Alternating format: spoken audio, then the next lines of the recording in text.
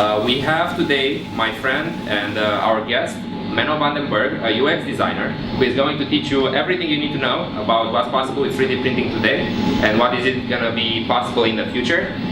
We're also going to build some cool stuff on the 3D printers you have on your table.